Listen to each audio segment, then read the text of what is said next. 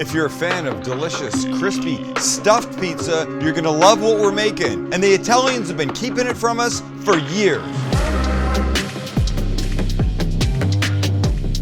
Pizza Parigina, or Parisian pizza. I just found out about it and I saw it and I was like, okay, time to try that out because it looks great. Here's what makes it interesting. There's two crusts on this. The bottom one is your regular pizza dough, then there's some toppings, and then on top is puff pastry. Didn't see that coming, did ya? Unless it was obvious from the little intro that Max has already rolled. Sometimes I wish there was no intro. Just me standing here cold and naked. I didn't mean naked. I just meant like you hadn't seen what. Look, I love the idea of this whole thing. Here's how it goes down. It's pretty simple. We're gonna make our own pizza dough. Could you use store-bought? Chance! You could, but it's way better if you make your own. Kid's right. Way better if you make your own. We'll make our own pizza dough, then we build it. We got the dough on the bottom, we got some sauce. Really easy. No cook sauce. Then some meat, and then some cheese, then the puff pastry on top, then bake, then out, then gorgeous, then cut, then eat, then so happy, then we all go home. Just like that. But we start with the crust. Now, we begin with a teaspoon of dry active yeast. Follow that up, the teaspoon of sugar. That's the yeast food. And then 1 1/4 cups warm water, not to exceed about 120 degrees or you'll kill the yeast. Somewhere between 110 and 120. Give this a little mix. In your clear mixing bowl on your stand mixer that I got for Max and you guys at home so you could see what was going on. You leave that for 5 minutes until it gets foamy. And once your yeast has bloomed, look, it's made like a little sandbar in the middle of the water. We add a teaspoon of salt, a tablespoon of extra virgin olive oil. We put on our dough hook. Yes, you could do this by hand. We bring it down, we lock it in place. We start it moving to mix it up, and we add 2 cups of all-purpose flour, slowly. Isn't it nice being able to see in there? Yeah, I love it. I forgot I had it. And if it doesn't get it all, like it's not, I like to just come down off the sides a little bit, push everything back into the middle, and continue on.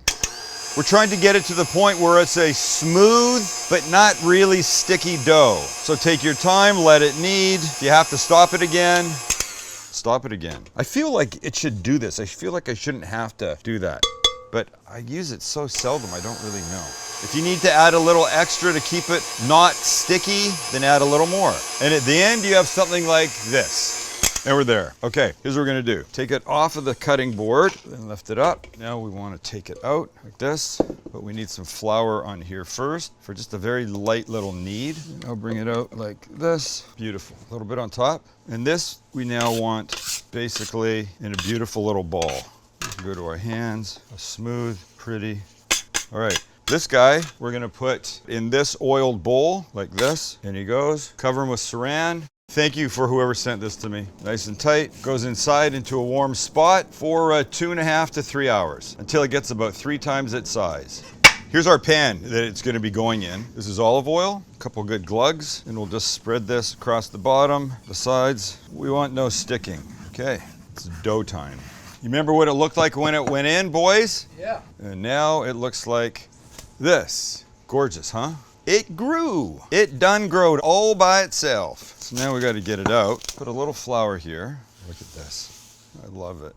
Beautiful. Okay, so I'm just going to give it a couple of these and then clean that. Get my pan here, and then we go into the pan. And now, with a little oil on my hands, this now will be pushed into place. And it's been out for, 3 hours, so it's not too elasticy. You just give it a little chance, work with it a bit, and spread.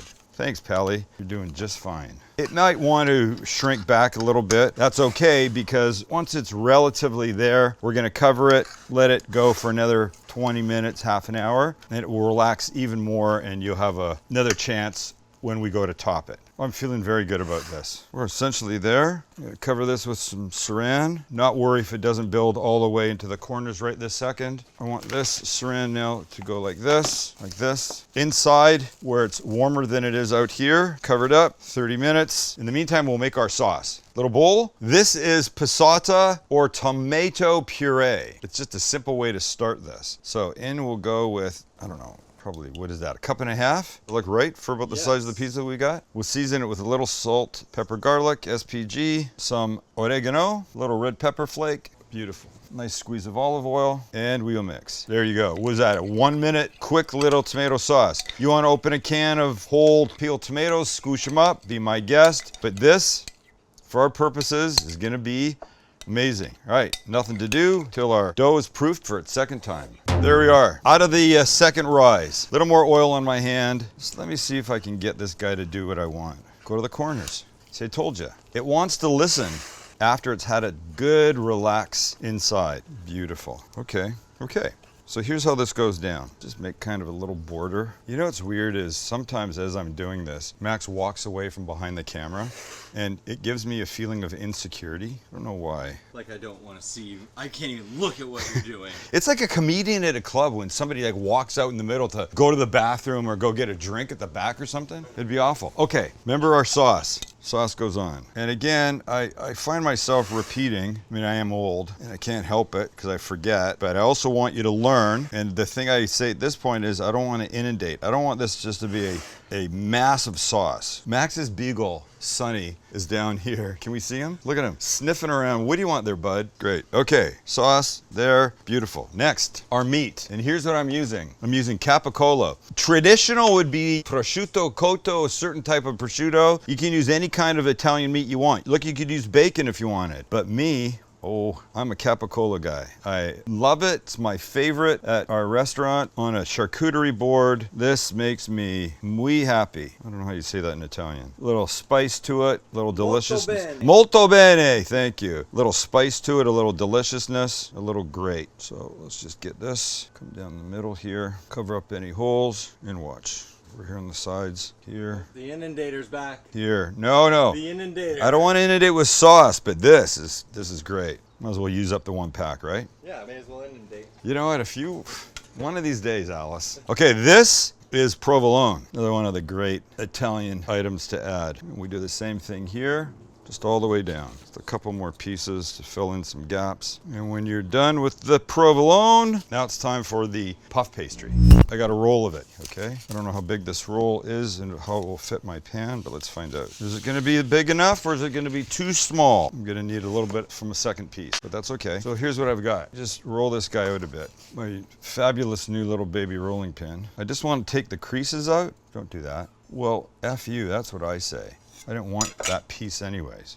So if we bring this now, take this back, well, that's perfect. Basically perfect. I need one small piece for here, in we go. Okay, so now I'm just gonna bring these edges and just sort of make a little border. I've never worked with this puff pastry. Do you know what that was? That was prepping an excuse for if it doesn't turn out. I've never used this puff pastry before. I wonder how it's gonna be. Okay, this part's important. A fork, make holes, or else it'll puff too much. Try not to break it. And when you got your holes done, you have one more step before we go in the oven. It's super simple. We take an egg like this. We give it a quick beat. Could have used a bigger bowl. We pour a little milk in, mix that, and then we brush over the top. Let's do the whole thing, a nice even little coat. The egg and the milk will help it brown prettier. And when you're done, boom. My oven's at 375, in it goes probably 25 minutes till it's golden brown, and we're eating. And boom, look at this kid. The holes kept it from being like this thick. That's important. All right, let's try and take it out. We greased it, so we're in good shape. I can see it's loose. Try and get under, and oh my. Uh-oh, here we go. Sweet as. Puff pastry blanket on top. Let's just see what we got. Wow, I love it. Lovely. And then you go like this. There you go, beautiful. Why have they kept this from us? Look at this. What a crazy thing. It's got the cheese, it's got the capicola, it's got the sauce we made, it's got the crust underneath. And by the way, that looks like a perfect guy to bite, doesn't it? Come on. It's like a focaccia bottom and a effing hot top. Oh. Oh my God. It weirdly doesn't eat like a pizza. I think because of the thickness of the bottom, but wow. This is so interesting. It's a nice change. A little crisp on the top. Where do you get the crisp on top from? You get it from puff pastry. Okay, thanks for hanging out with us. You're gonna dig this. Change it up to meat. You wanna go prosciutto, go prosciutto. You wanna go salami, go salami. One day we should go get that in Italy. In Italy. You wanna go black forest ham, which is decidedly not Italian. Oh, you could do that, it'd be great. See ya. Ah!